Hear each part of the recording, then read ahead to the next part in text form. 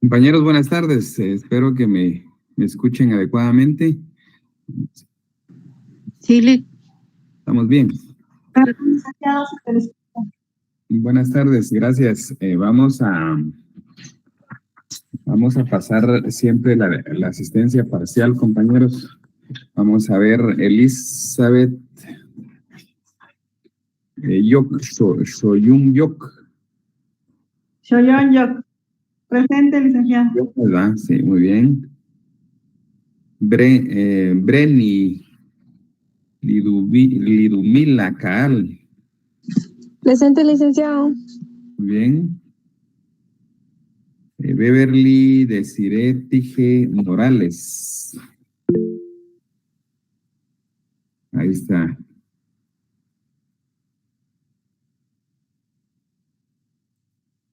Muy bien. Emily Fernanda Morales Ramírez. Presente, licenciado. Muy bien. José Batén Pineda.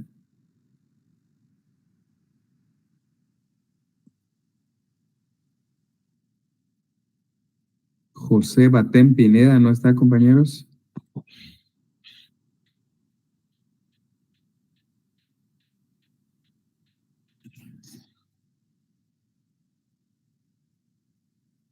Cristian Daniel del Águila. Buenas tardes, licenciado. Presente. Muy bien, buenas tardes. Ana Andrea Tomás Chicón. Presente, licenciado. Muy bien. Alexander Hernández Pérez.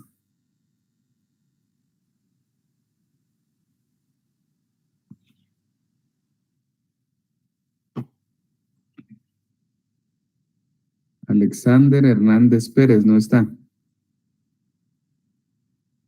Diana Gabriela del Águila Paredes. Presente, Lic. Muy bien.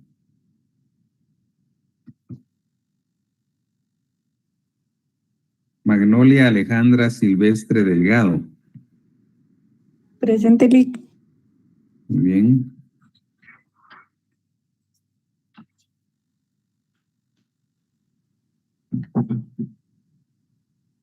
Jessica Xiomara Rojas Fernández. Muy bien, ahí está Jessica.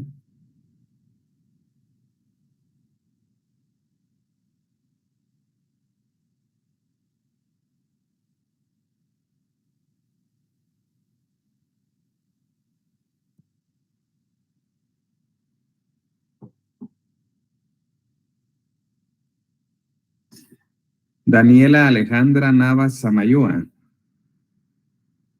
Buenas tardes, presente, licenciado. Buenas tardes.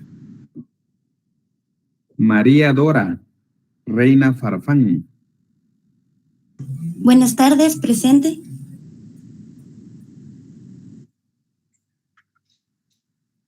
Carlos Francisco Pérez Argueta.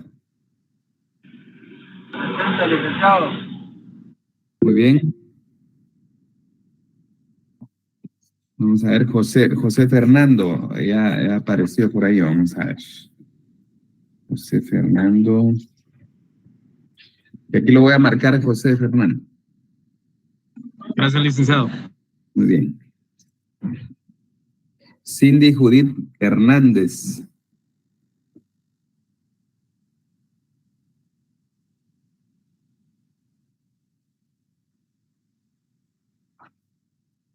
Cindy Judith Hernández, ¿no está?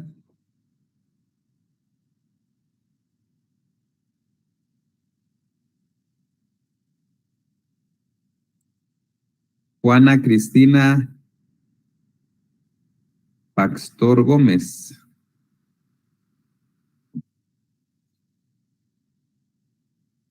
Presente, Juan. licenciado. Muy bien. Héctor Suyuk Martínez. Muy bien, ahí está Héctor. Pablo Sebastián Leiva. Presente, licenciado. Muy bien.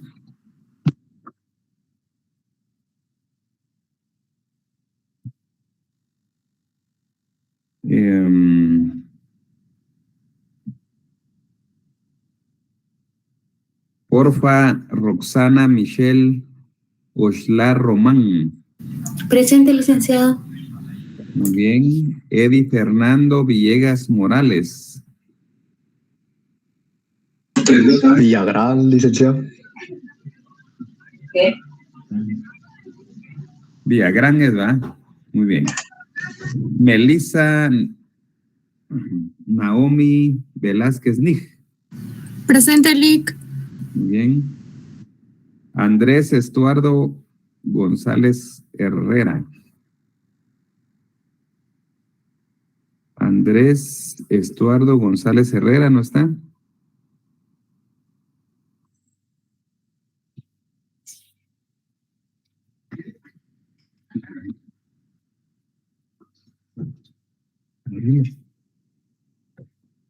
Las ventanas. Rodrigo Edmundo Guerrero Hernández. Presente, Lic. Buenas tardes. Alison Daniela Díaz López. Presente, licenciado. Muy bien. Y Heidi Fabiola de León Fuentes. Presente, licenciado. Muy bien. Bueno, hasta ahí vamos a dejar el tema de la asistencia, compañeros. Vamos a continuar con los temas que hemos venido trabajando. ¿Alguien me recuerda ahí en qué parte exactamente nos quedamos? ¿Cuál fue el último tema que estábamos platicando?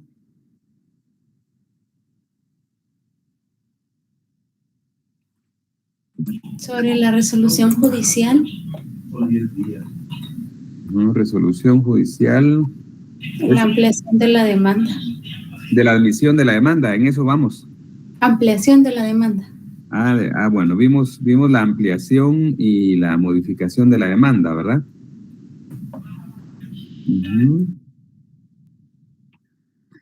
Bueno, entonces,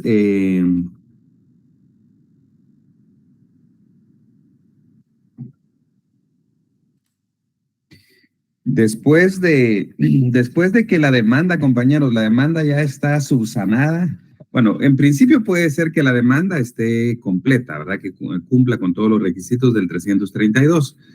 Pero en el caso que no los cumpliera, o en el caso que el interesado quiera agregar algunos aspectos de su demanda, pues amplía o modifica y entonces ya se admite para su trámite. Y en la admisión, me recuerdo que también ya habíamos hablado que cuando se admite para su trámite, en el caso del Departamento de Guatemala, el juzgado de primera instancia pluripersonal para la admisión de demandas es el que resuelve, emite la resolución y remite el expediente al juez que va a seguir conociendo, ¿verdad?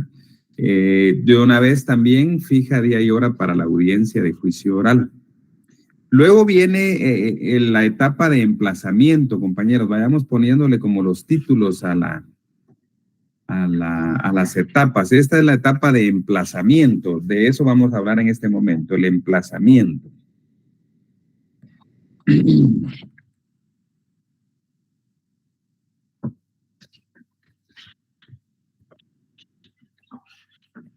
Primero tenemos que preguntarnos, compañeros, ¿qué es el emplazamiento, verdad? ¿Qué es eso del emplazamiento? Podemos anotar, compañeros, en un renglón ahí donde dice que el emplazamiento, en términos concretos, podemos decir que el emplazamiento es una orden judicial otorgando plazo. Es una orden judicial otorgando plazo para presentarse a juicio oral laboral. Así podríamos adecuarlo a lo que nos interesa en este juicio. Repito, orden judicial otorgando plazo para presentarse a juicio oral laboral.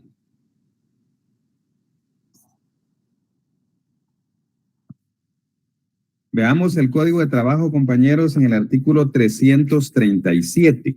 En el artículo 337,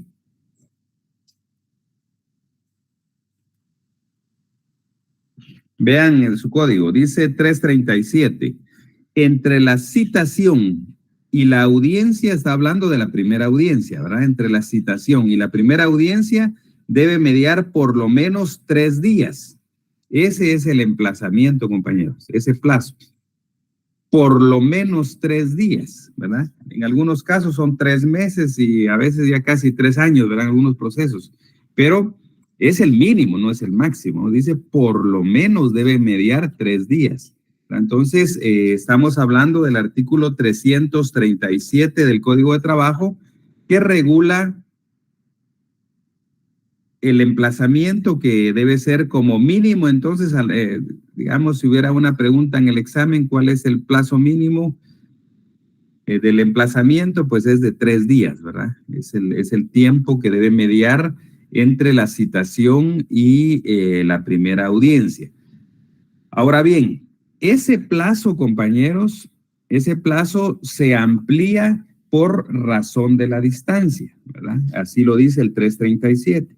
Esto quiere decir que, por ejemplo, si el juzgado de trabajo que resolvió está en la capital, pero al demandado, por ejemplo, hay que notificarle en Misco, por ejemplo, entonces la notificación no va a ser por parte del juzgado de la capital, sino que va a ser a través de un despacho, ¿verdad? Le libran un despacho al juez de paz del municipio correspondiente, que sería Misco, y este juez de paz, este juzgado de paz es el que va a notificar la demanda, ¿verdad? Entonces, ahí cuando la notificación o el acto procesal se va a realizar fuera de la población donde tiene asiento su tribunal, el tribunal correspondiente, que sería el juzgado de trabajo, entonces se comisiona a un juzgado, en este caso un juzgado inferior, que sería un juzgado de paz. Se le libra un despacho para que este juzgado de paz vaya a notificarle al demandado, porque estamos hablando en el caso hipotético que es en Misco. Cuando pasa eso, compañeros, entonces debe señalarse plazo por razón de la distancia. La ley no da parámetros para el plazo, ¿verdad? Normalmente cuando es un municipio cercano, como el ejemplo que estamos analizando, es de un día. ¿Verdad? El plazo por razón de la distancia es de un día. Pero la ley no lo dice, ¿verdad? El juez podría decir, bueno, yo fijo 2 días por razón de la distancia, que nadie le puede decir nada, porque la ley solo obliga al juez, porque es algo imperativo, a que fije plazo por razón de la distancia, pero no le dice cómo lo debe fijar o cuánto tiempo tiene que dar. Esa discreción judicial. Él puede decir 1 día, 2 días, 3 días, 5 días, dependiendo el criterio del juez. Lo que sí tiene que hacer es otorgar el plazo por razón de la distancia. Y entonces, de aquí, del emplazamiento, compañero, les había pedido que buscaran una sentencia de la Corte de Constitucionalidad. No sé si la consiguieron, compañeros.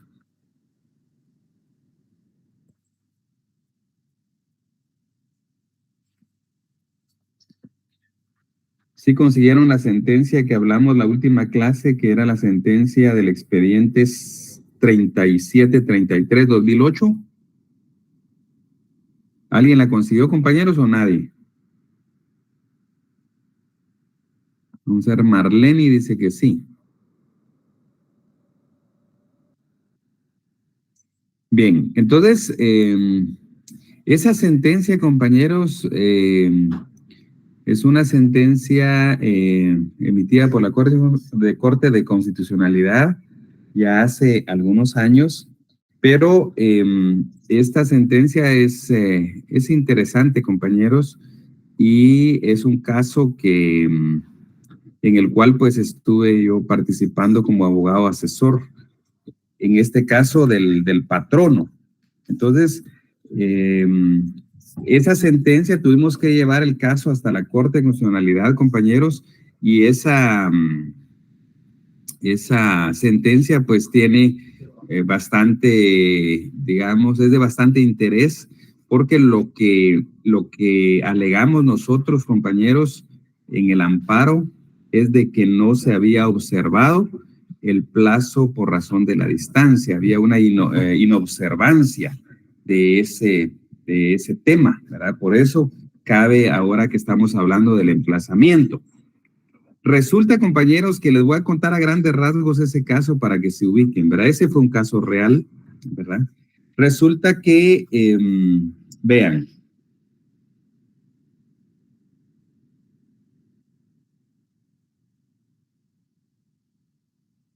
esa notificación fue vamos a ver, 11 de septiembre, fue un 11 de septiembre, ¿verdad? Que fue el lunes. Vean, la cuestión está en que la primera audiencia era el lunes 18, ubiquémonos en septiembre, ¿verdad? El lunes 18 de septiembre era la primera audiencia. Notificaron una semana antes, es decir, el lunes anterior. Ese lunes anterior estamos hablando del lunes 11 de septiembre. El día de la notificación nunca se computa, compañeros, que si alguien no lo sabe o no se recuerda, que ya nunca se le olvide, que el día de la notificación, cuando el plazo es en días, no tiene que computarse, se computa a partir del día inmediato siguiente. Es decir, en este caso, como notificaron el lunes 11 de septiembre, entonces el primer día hábil ya de emplazamiento era el 12, era martes 12, miércoles 13 y jueves 14. Ahí están los 3 días del emplazamiento, estamos bien. El 15 de septiembre, que fue viernes ese año, resulta que pues el viernes el 15 de septiembre es asueto, ¿verdad? Entonces no se cuenta. Y luego el lunes 18 era la audiencia. El juez había resuelto, compañeros, en aquel momento que señalaba un día por razón de la distancia. Quiere decir que eran 3 días de emplazamiento y un día por razón de la distancia, 4 días. Y como ustedes pueden observar en el caso, compañeros, solo 3 días se observaron, no los 4. Repito otra vez, si alguien se perdió. El lunes 18 de septiembre era la audiencia. El lunes anterior, que era 11 de septiembre, notificaron. El día de la notificación no se cuenta. Entonces viene martes, un día, miércoles 2 días y jueves 3 días, que sería 12, 13 y 14 de septiembre. Ahí van 3 días. Pero el viernes era 15 de septiembre, entonces era asueto, no se contabilizaba, y ya el lunes era la audiencia. Entonces, solo los 3 días del emplazamiento, pero no se observó el día por razón de la distancia.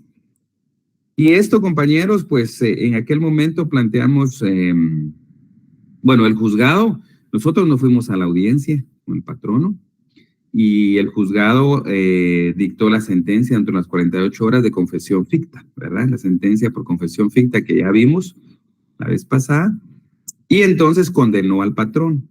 Sin embargo, la notificación se había hecho de una manera ilegal. Entonces, resulta que planteamos un recurso de nulidad ante el juzgado.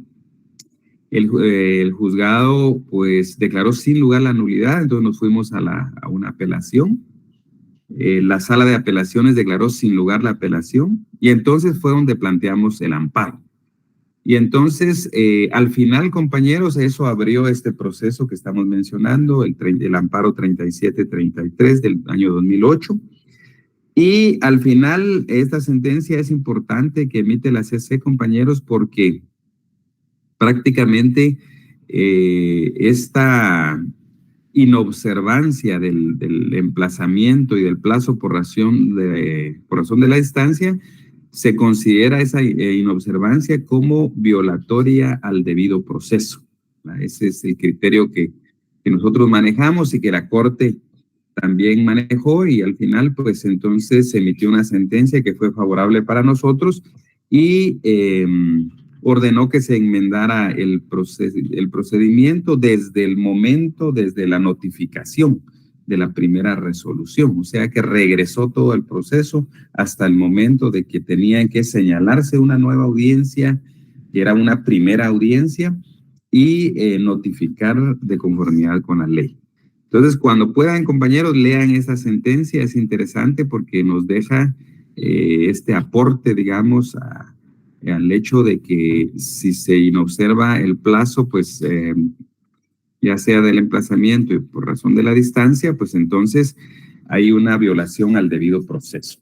Bueno, entonces eso en cuanto al emplazamiento, compañeros, y el plazo por razón de la distancia.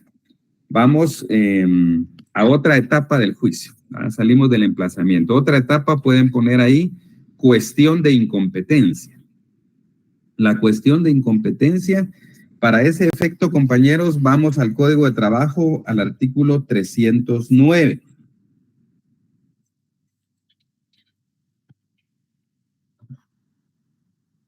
Vamos a leer el 309, compañeros. Vean su código. Dice, el que sea demandado o requerido para la práctica de una diligencia judicial ante un juez que estime incompetente por razón del territorio o de la materia, podrá ocurrir ante éste pidiendo que se inhiba de conocer el asunto o remita lo actuado al juez que corresponda.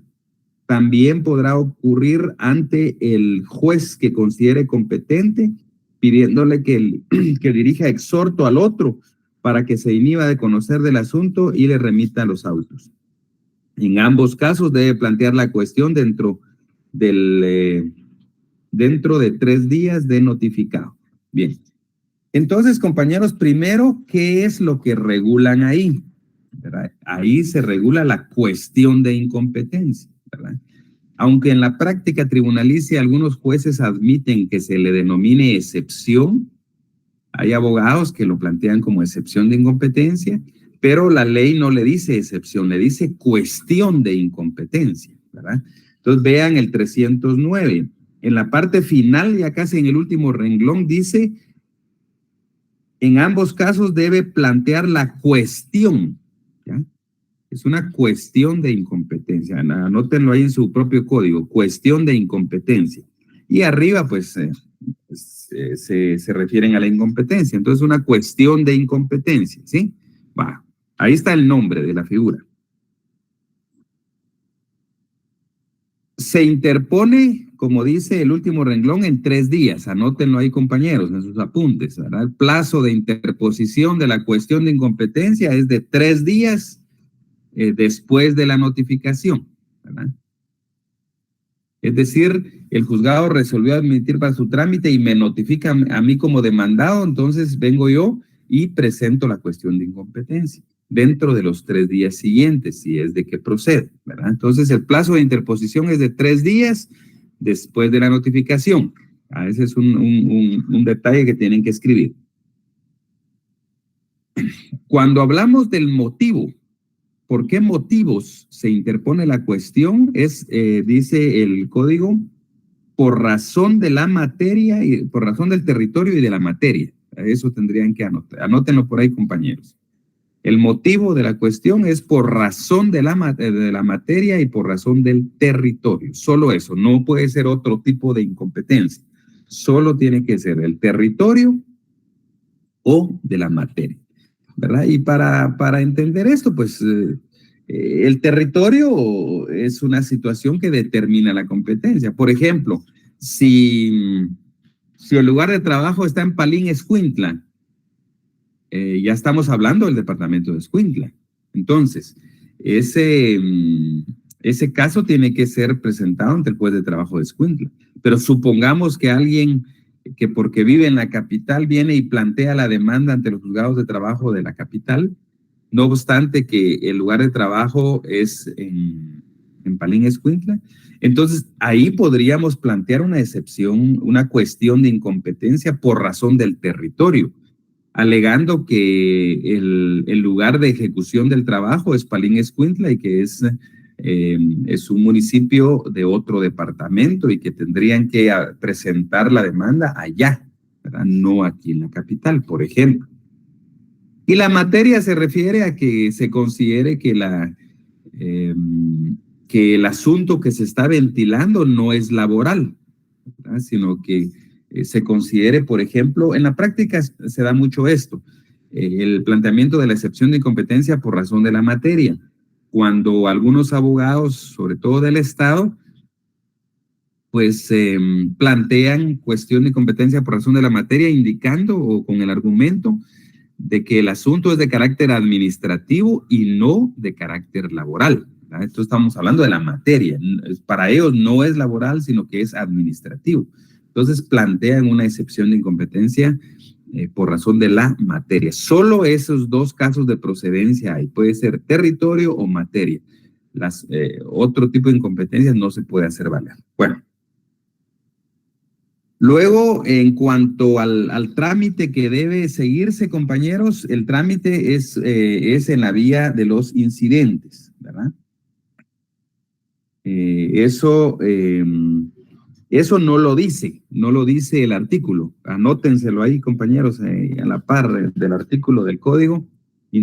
Anoten que es un incidente de conformidad con el 138 a 140 de la ley del organismo judicial. Otra vez, 138 a 140, ley del organismo judicial. Entonces, compañeros, esa cuestión de incompetencia se ventila de la manera que ustedes ya saben, ¿verdad? Que estudiamos para el primer parcial, ¿verdad? Que se plantea una excepción, que le confieren 2 días a la contraparte, que si se abre a prueba son 8 días, y luego el auto que resuelve el incidente, pues es en el plazo de 3 días, ¿verdad? Eso ya lo sabemos, ¿verdad? Que es a través de la vía incidental.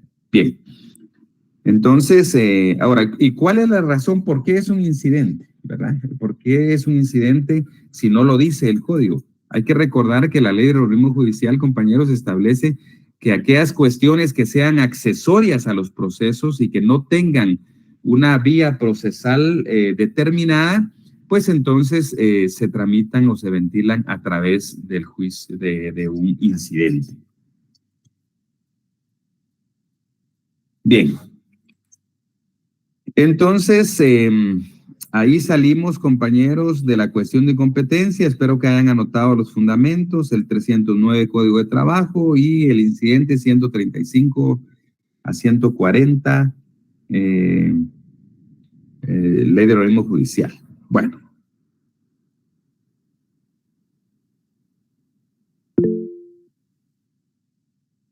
Sí, dígame, Silvana.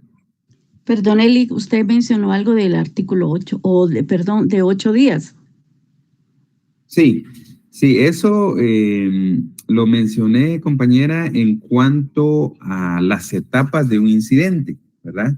Las etapas de un incidente, y ya lo platicamos en el primer parcial, en el sentido de que todo incidente, ¿verdad? Cualquier incidente en cualquier materia, con fundamento en la ley del organismo judicial, se plantea el incidente ofreciendo los medios de prueba oportunos y se le pide al juez que al admitir para su trámite ese incidente le confiera 2 días a la parte contraria.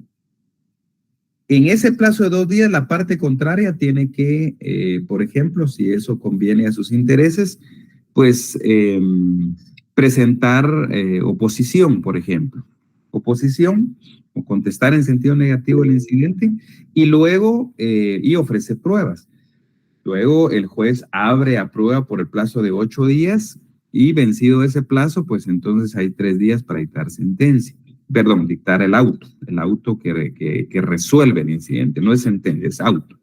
Bien, por ahí le mencioné los 8 días, ¿verdad? Entonces, cuando un incidente es de hecho, es decir, que se va a abrir a prueba, entonces son 8 días el periodo de prueba, ¿verdad? Entonces, ojo con eso, compañeros, porque puede ser que todavía se les pregunte en el segundo parcial, ¿verdad? Son 2 días de audiencia a la parte contraria, 8 días de prueba y 3 días para dictar el auto. Eso si es un incidente de hecho.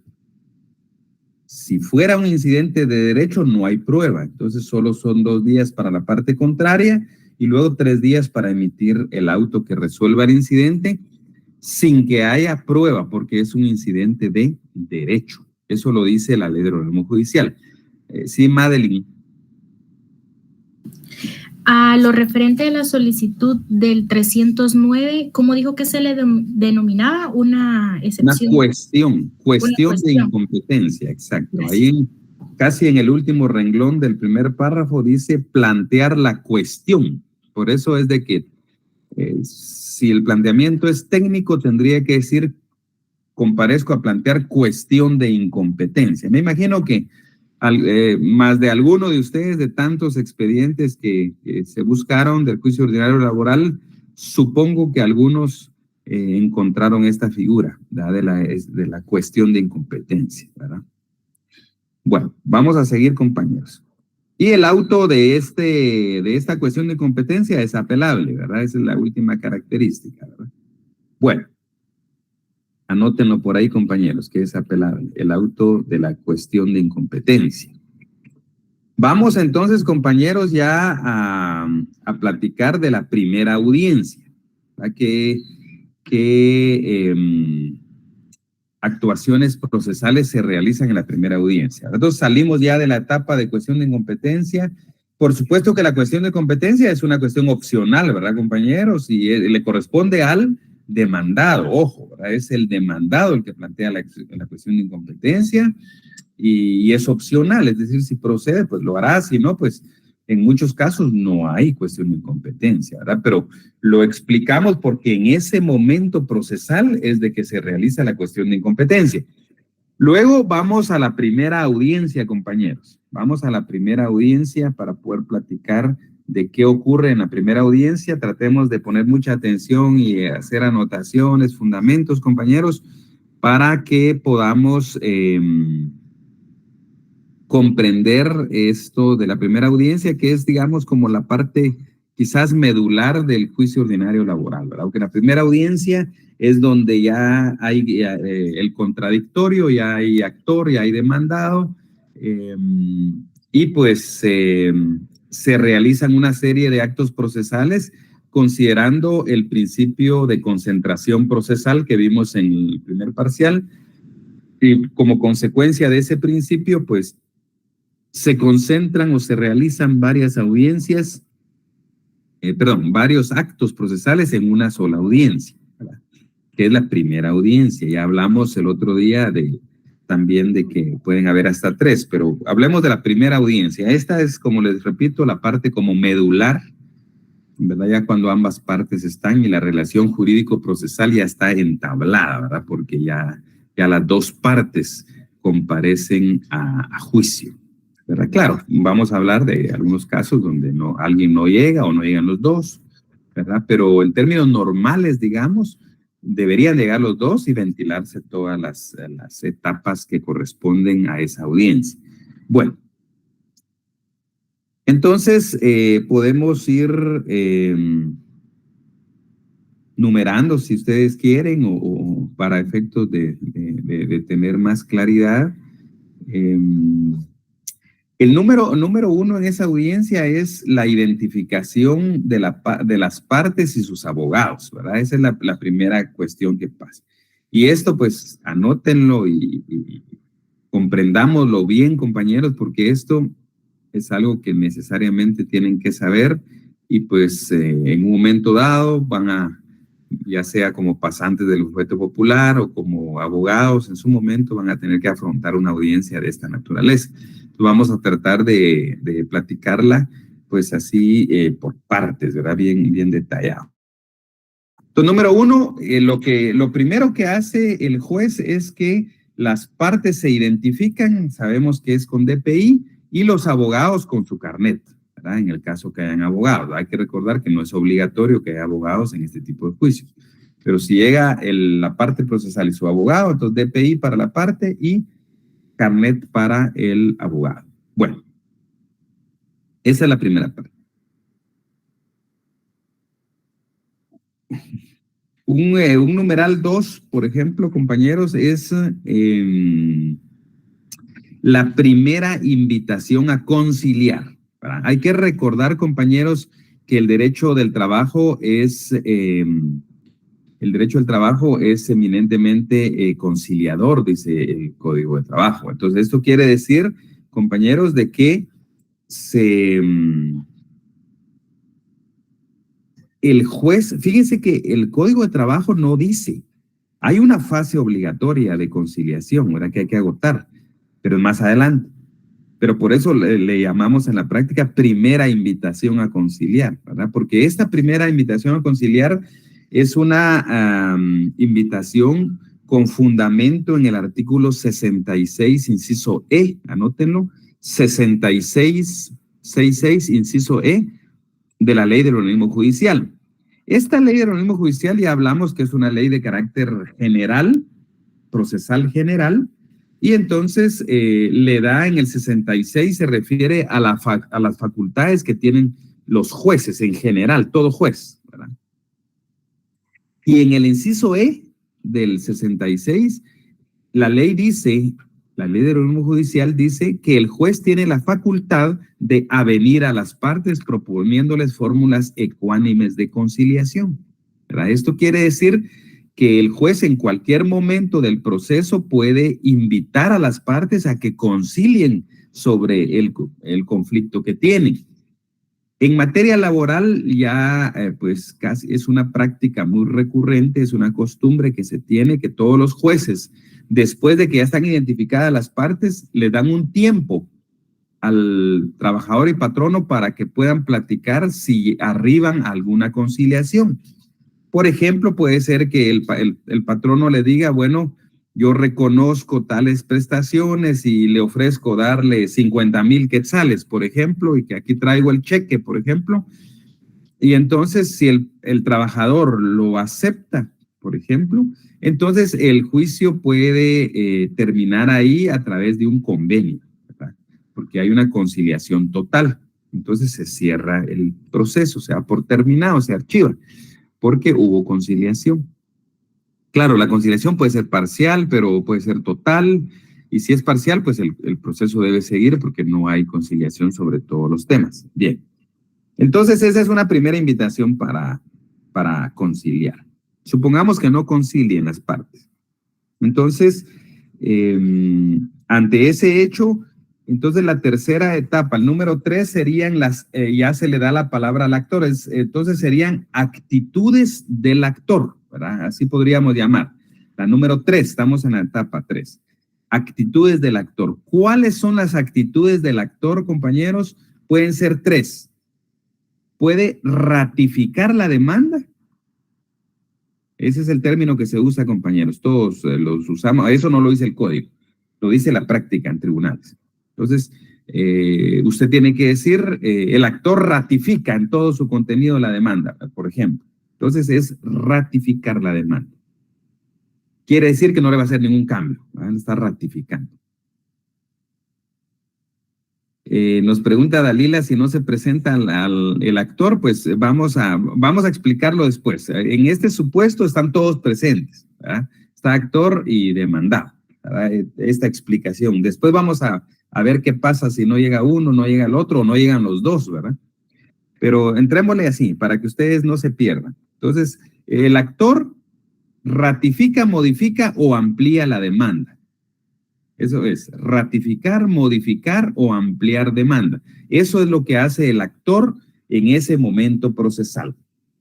Por ejemplo, puede ser que no la ratifique y diga, mire, señor juez, yo voy a modificarla en tal sentido, yo voy a ampliarla en tal sentido, y entonces se toma nota de esa ampliación y de la o modificación que corresponde. Ahora bien, veamos, compañeros, veamos el artículo Veamos el artículo 338 en el segundo párrafo. Dice, la contestación de la demanda y la reconvención en su caso podrán presentarse por escrito hasta el momento de la primera audiencia. Si en el término, ahí subrayen eso, compañeros, estamos hablando 338, segundo párrafo. Si en el término comprendido entre la citación y la primera audiencia o al celebrarse esta, es decir, en ese momento que estamos hablando ya en la audiencia, dice, si el actor ampliare los hechos aducidos o las reclamaciones formuladas, a menos que el demandado manifieste su deseo de contestarla, lo que se hará constar, el juez suspenderá la audiencia y señalará una nueva para que las partes comparezcan a juicio oral. Entonces, aquí está, este es un error, pienso yo, del legislador, compañeros. Aquí debió haber dicho que si se amplía o se modifica la demanda, pues se suspende la audiencia, salvo que la contraparte quisiera que se continuara a contestar, no obstante esa ampliación o modificación. Siempre he considerado que este artículo es erróneo, pero lo dice de esa manera, dice que si se, entonces repitamos, si se amplían los hechos aducidos o reclamaciones formuladas, se suspende la audiencia, dice este. El juez suspende la audiencia porque el actor está modificando o ampliando su demanda en esos apartados, salvo que el que va a contestarla, es decir, el demandado diga que no hay ningún inconveniente y que él va a contestar y que continúe la audiencia. Para eso es lo que nos dice el 338 en su segundo párrafo. Bueno, supongamos, compañeros, que se ratificó, hubo ratificación de la demanda. Entonces viene ya las actitudes del demandado. ¿Cuáles son las actitudes del demandado? Entonces estamos ya a otro numeral, ¿verdad, compañeros? Otra etapa. Actitudes del demandado. Inciso A, podríamos poner que previo a contestar la demanda interpone las excepciones dilatorias. ¿Verdad? Previo, estamos hablando antes de. Previo a contestar la demanda interpone excepciones dilatorias. Esa es una posibilidad, ¿verdad? De plantear las excepciones dilatorias. En este caso, compañeros, el planteamiento de las excepciones dilatorias es en ese momento procesal. Digamos, a la pregunta, ¿cuál es el momento procesal para plantear excepciones dilatorias? Es previo a contestar la demanda, ¿verdad? Porque así lo dice la ley, previo a contestar la demanda. Sí, dígame, Madeline. ¿Cuáles serían las excepciones dilatorias? Bien, esa es una buena pregunta. Vamos a...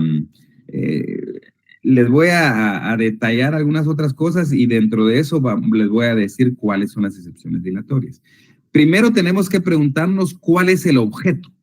¿Para qué son las excepciones dilatorias? No es para retardar el proceso, como muchos dicen. Vamos a retardar el proceso, vamos a ganar tiempo y vamos a plantear excepciones dilatorias. No es eso. El objeto de la excepción dilatoria, compañeros, es depurar el proceso. Anoten, objeto de la excepción dilatoria, depurar el proceso.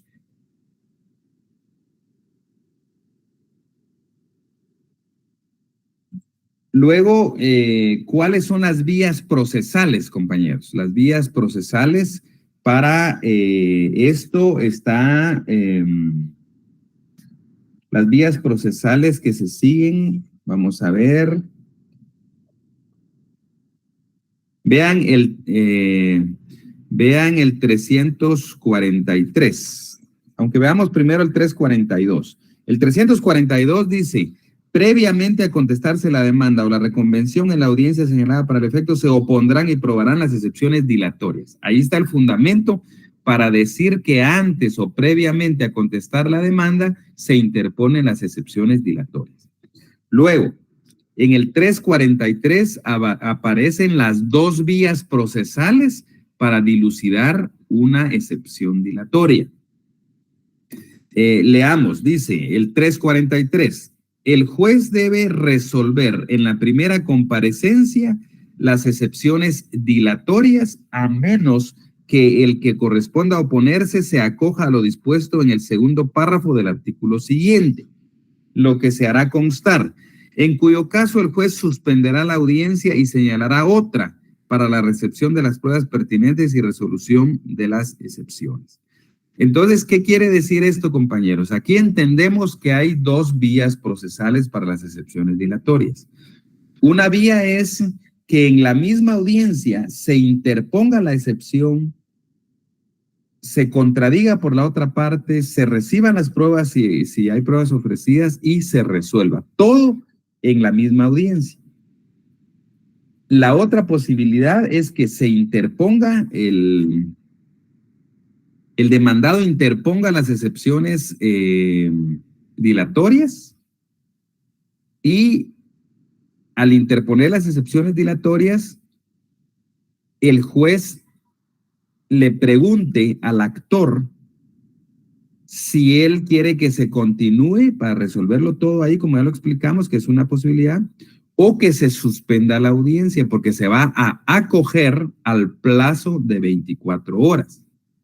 Que dice el artículo siguiente, el artículo siguiente en el segundo párrafo, el 344, segundo párrafo dice, compañeros, dentro de las 24 horas siguientes a la audiencia, el actor puede ofrecer la prueba pertinente para contradecir las excepciones del demandado si no lo hubiere hecho antes. Quiere decir que yo como actor puedo decirle al juez que me voy a acoger al plazo de 24 horas para contradecir las excepciones. ¿Sí? Y entonces cuando yo digo eso, el juez entonces da por suspendida la audiencia y ahí termina la primera audiencia, porque se suspende la audiencia en virtud de que el actor está manifestando que se acoge al plazo de 24 horas que dice el 344 segundo párrafo. Y entonces dice el 343 que si fuera así que se suspende, se señalan audiencias para recibir pruebas. Y finalmente, pues el juez va a emitir un auto que notifica a las partes sobre si declara con o sin lugar las excepciones dilatorias. Esas son las dos vías procesales, están en el 343. Les voy a mandar al rato, compañeros, un material, un resumen, cuadro comparativo de las tres excepciones que existen. Las tres variantes de excepciones que existen en materia laboral. Las excepciones dilatorias ya son las que estamos hablando. Vamos a ver qué tanto nos da tiempo hoy, compañeros. Luego, lo que preguntaba la compañera sobre cuáles son las excepciones dilatorias. Esa es una muy buena pregunta, porque el Código de Trabajo no dice cuáles son, ¿verdad? Es parte, digamos, de las omisiones que tiene nuestro código, solo se refiere a las excepciones dilatorias, pero no dice cuáles son, ¿verdad? Entonces vamos al 116 del Código Procesal Civil y Mercantil. Abramos el Código Procesal Civil y Mercantil, compañeros.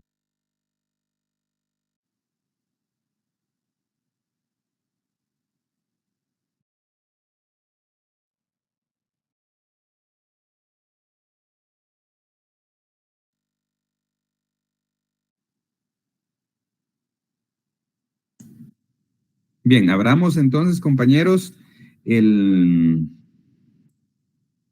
Código Procesal Civil y Mercantil en su artículo 116.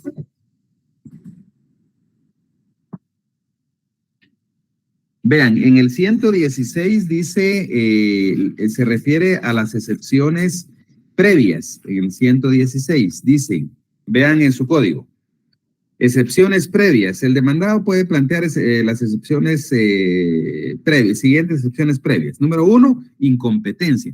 Esa, compañeros, esa incompetencia no es dilatoria. Ya hablamos que es una cuestión de incompetencia que se presenta dentro de los 3 días siguientes a la notificación de la demanda. Entonces, no puede ser considerada una excepción dilatoria, ¿verdad? La incompetencia, porque hablamos que se plantea como cuestión de incompetencia y es en otro momento procesal. Pero de ahí, las que siguen sí se toman como dilatorias, que sigue la litis pendencia, para la compañera que preguntó cuáles son. Está la litis pendencia, la demanda defectuosa, la falta de capacidad legal, falta de personalidad, falta de personería. Hasta ahí podríamos quedarnos, ¿verdad? Repitiendo, 116, numeral 2, 3, 4, 5, 6. Esas son las que consideramos en materia laboral como excepciones dilatorias, ¿ya? La otra es muy cuestionada, la de falta de cumplimiento de la condición o el plazo a que estuviera sujeto el derecho, por razones de que en laboral no podría aplicarse eso, son temas de derecho civil.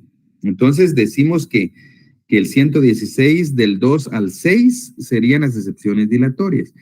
Y el Código Procesal Civil se refiere a otras, ahí más adelante, habla de la caducidad, prescripción, cosa juzgada y transacción. Esas son otro tipo de excepciones en materia laboral. Son excepciones privilegiadas. Entonces ahí le contestamos a la compañera sobre cuáles son las excepciones dilatorias. Bien. Estas excepciones, compañeros, las dilatorias que estamos hablando también se llaman excepciones de forma. Dado que depuran el proceso, se llaman también excepciones de forma. Bueno. Estábamos viendo, compañeros, las actitudes del demandado. Ya hablamos de que previo a la contestación de la demanda, pues interponen las excepciones dilatorias, ¿verdad? Eso lo pusieron como inciso A, ¿verdad? Luego viene como inciso B, la contestación de la demanda puede ser, podríamos poner en sentido, la contestación de la demanda en sentido afirmativo, por ejemplo. Contestación de la demanda en sentido afirmativo, que es cuando acepta los hechos, ¿verdad? No se opone, sino que lo que hace es aceptar, ¿verdad? La contestación de la demanda en sentido afirmativo, repito, lo que hace el demandado es aceptar las pretensiones del actor.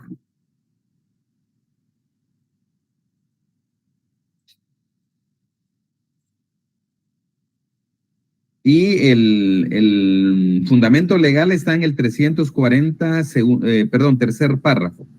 340, tercer párrafo, que dice, si el demandado estuviera de acuerdo con la demanda en todo o en parte, ¿verdad?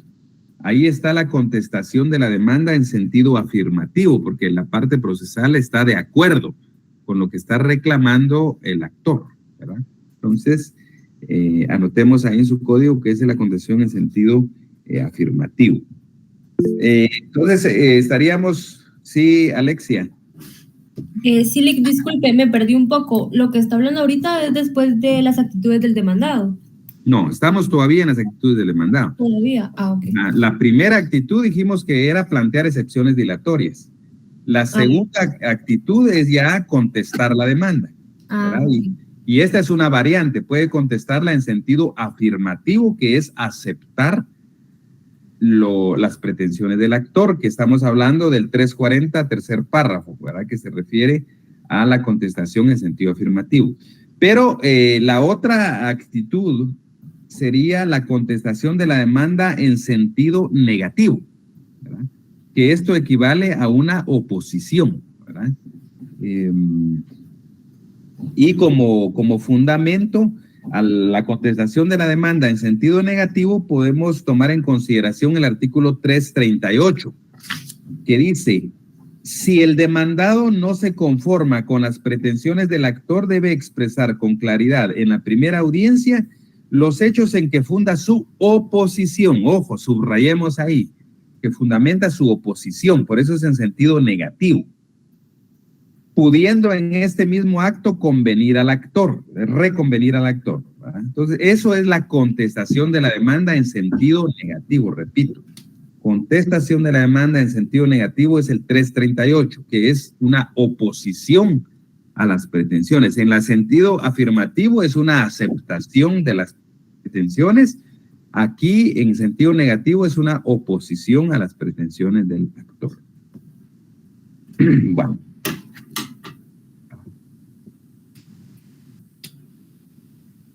Ahora bien, al contestar la demanda, compañeros, se presentan las excepciones perentorias. Aquí viene la otra variante de excepciones. Ya salimos antes de las dilatorias. Ahora vamos a hablar de las excepciones perentorias. ¿verdad? Que se presentan, digamos, en cuanto a la pregunta en qué momento procesal se presentan las excepciones perentorias, sería al contestar la demanda. En las dilatorias dijimos previo a contestar la demanda. Aquí estamos diciendo al contestar, o sea, en el mismo momento, ¿verdad? Contesto la demanda en sentido negativo e interpongo las excepciones perentorias ABCD, por ejemplo, ¿verdad? Es al contestar la demanda, ¿sí? Ese es el momento procesal.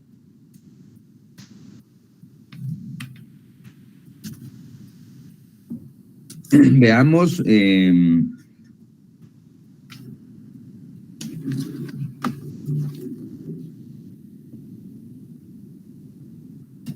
veamos, compañeros, el 342 dice, las excepciones perentorias se opondrán con la contestación de la demanda, ¿ya? Entonces ahí está el fundamento para decir que al contestar la demanda se interponen las excepciones perentorias. Repito, 342, segundo párrafo, momento procesal de las perentorias al contestar la demanda.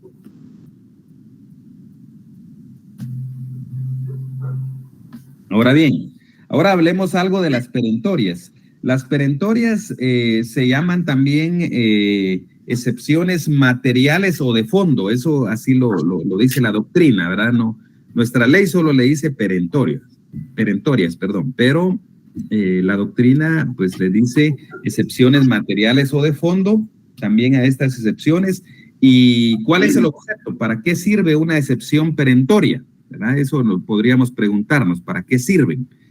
Entonces, en este caso es que el objeto es atacar la pretensión de fondo del actor. Anótenlo ahí, compañeros. El objeto de la excepción perentoria es atacar la pretensión de fondo del actor, ¿verdad?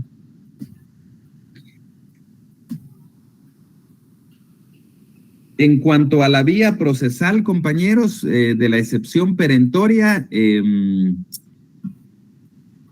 una vez que se presente la excepción perentoria, se tienen las 24 horas para contradecirla, ¿verdad? Eso con fundamento en el artículo que ya habíamos leído, que sería el 344, segundo párrafo, ¿verdad? Porque ahí dice las excepciones, no dice cuáles excepciones, no dice si son dilatorias, perentorias, privilegiadas, solo dice que hay derecho de contradecir las excepciones dentro de las 24 horas siguientes. Entonces, si alguien plantea en la primera audiencia, el demandado plantea una excepción perentoria, una o más excepciones perentorias, hay 24 horas para que el actor pueda contradecir esas excepciones perentorias y ofrecer la prueba que considere pertinente, ¿verdad? Entonces, y luego la otra pregunta muy importante para efectos del examen, compañeros, es en qué momento procesal se resuelven las excepciones perentorias. Es en sentencia, ¿verdad? En sentencia que se resuelven. En cambio, las dilatorias que ya hablamos es en autos. Son autos en la misma audiencia o ya en la sede judicial el juez emite la resolución, pero es un auto. En el caso de las excepciones perentorias se resuelven en sentencia. Muy bien. Ahora, ¿cuáles son, digamos, la clasificación? ¿Cuáles son, digamos, las excepciones perentorias? Tomemos nota, compañeros, en el sentido que son excepciones innominadas, ¿verdad? Es decir, que la ley no les da un nombre al ser innominadas. Entonces, es la parte procesal la que les pone un nombre, ¿verdad? Yo, como parte demandada que estoy planteando excepciones perentorias, les asigno un nombre que a mí se me ocurra, pero obviamente que sea relacionado con lo que yo estoy planteando. Por ejemplo, si yo pienso que hay un ajuste salarial ahí que es improcedente, el que está reclamando el actor, yo podría interponer una excepción que podría llamarle improcedencia del ajuste salarial reclamado, por ejemplo. Le puedo dar yo esa denominación a la excepción. Entonces, lo que hay que tener claro es que al estar innominadas en la ley, las excepciones perentorias, quien les pone una denominación o el nombre es el que las presenta. ¿verdad? Les da un nombre a esas excepciones. Por eso se llaman innominadas en la ley y entonces es el interesado el que les asigna un nombre. Bueno, las nomina. Luego, compañeros, vamos a... Para cerrar el tema de las excepciones, hay otra variante de excepciones. Ya hablamos de las dilatorias y hablamos de las perentorias. Ahora vamos a hablar de las excepciones privilegiadas. ¿Sí, Telma? Pueden ser las dos partes que las puedan presentar, tanto del actor como el demandado. No. Escuchen y anótenlo, compañeros. Toda excepción la plantea el demandado. Solo el demandado tiene esa facultad de presentar excepciones, no el actor. Entonces, la excepción se considera, compañeros, y gracias por la pregunta, esto nos permite explicar que la excepción se considera en el derecho como un medio de defensa del demandado. ¿Ah? Medio de defensa del demandado es la excepción. Volvamos a las excepciones privilegiadas. Las excepciones privilegiadas, estas la ley no les dice privilegiadas, ojo con eso, es la doctrina la que les ha puesto privilegiadas, ¿verdad? ¿Y por qué se llaman privilegiadas, compañeros? Porque se pueden interponer en cualquier estado del proceso, ¿verdad? No es como las dilatorias y las perentorias que deben necesariamente presentarse en un momento procesal específico dentro del juicio, sino que las excepciones privilegiadas se interponen en cualquier estado del proceso, ¿verdad? En ese sentido, compañeros, pues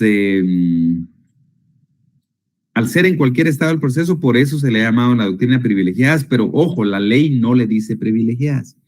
Las dilatorias y perentorias sí así les llama el Código de Trabajo, pero las privilegiadas es la doctrina que les puso privilegiadas.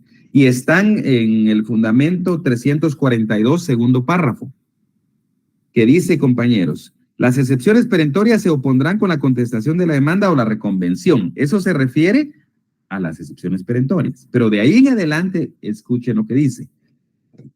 Pero las nacidas con posterioridad se podrán oponer en y las de pago, prescripción, cosa juzgada y transacción se podrán interponer en cualquier tiempo, mientras no se haya dictado sentencia en segunda instancia. Por eso son privilegiadas. Ahí está el fundamento para que se consideren privilegiadas. Dice que en cualquier estado del procedimiento, mientras no se haya dictado sentencia en segunda instancia. ¿Cuáles son? Como preguntaba la compañera hace un rato, ¿cuáles son las dilatorias? Ahora diríamos, ¿cuáles son las privilegiadas? Son las que están ahí. Las que nacen con posterioridad, las de pago, prescripción, cosa juzgada y transacción. Esas son las excepciones privilegiadas. Es una definición doctrinaria. El objeto de la excepción dilatoria es igual que la excepción perentoria, es decir, atacan el fondo de la pretensión del actor. Es lo mismo que una perentoria, atacan el fondo. Y ya dijimos que en cuanto a la oportunidad procesal, en cualquier estado del proceso, en cualquier momento, siempre se dan las 24 horas de audiencia para contradecir las excepciones. Eso la ley lo manda, se pueden contradecir. Y normalmente en la práctica, compañeros, y eso es una práctica ya aceptada en los tribunales, que normalmente, si bien es cierto, se pueden interponer en cualquier estado del proceso, normalmente no se hace de esa manera. Normalmente se interponen de una vez en la primera audiencia, pero eso es por cuestiones prácticas, no porque la ley obligue a presentarlas ahí.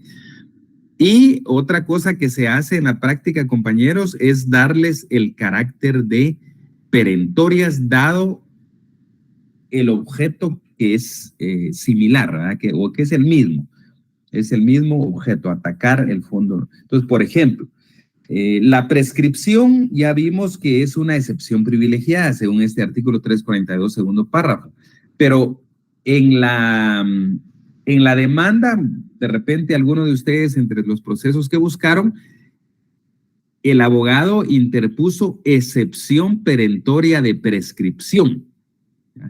Entonces, dado que se está atacando el fondo del asunto, en la práctica se admite por parte de los jueces y los abogados, ya lo saben, que estas excepciones no se van a interponer como privilegiadas. Comparezco a interponer la excepción privilegiada de prescripción. Eso no es así, porque lo de privilegiado es doctrinario, no es en lo legal. Entonces, lo que se hace, repito, es que estas excepciones privilegiadas se les da el carácter de perentorias, ¿verdad? Entonces se interpone excepción perentoria de prescripción, por ejemplo, ¿verdad? Eso es algo que en la práctica pues es recurrente de esa manera. Bueno, compañeros, entonces les voy a mandar este material. Siempre estén pendientes del chat, compañeros. Vamos a ver si también les voy a mandar un cuestionario que les había ofrecido con anterioridad. Y vamos a ver si nos da tiempo, compañeros. De repente hacemos algún repaso por ahí virtual, ¿verdad? Porque clases creo que ya no van a haber. Pero si nos da chance, tomo siempre ustedes con su chat, compañeros. Todos están en el chat y hay que estar pendientes. Cualquier cosa por ahí se los menciono. Sí, Madre. Gracias, Lick. Feliz tarde. Igualmente. Los Madre. temas de evaluación serían los vistos hasta el día de hoy. Sí, lo que les mande de material y las clases vistas, exacto. Ok, gracias. Muy bien, feliz tarde, compañeros. Buenas tardes, Lick. ¿Una consulta? Sí, dígame. Fíjese que estaba revisando nuestro expediente de la tarea y no cuenta con el inciso 4 y 5, que sería la expresión de motivos de inconformidad en la apelación y sentencia en segunda instancia. No sé qué podríamos hacer en este caso. Sí, chequé en el expediente si hay excepciones dilatorias, por ejemplo, o un auto para mejor proveer, sería otro ejemplo, que pudiera sustituir, pero si quiere revíselo y me escribe al chat, porfa, para que yo le pueda decir. Ya. Sí, porque solo cuenta con la excepción perentoria de pago.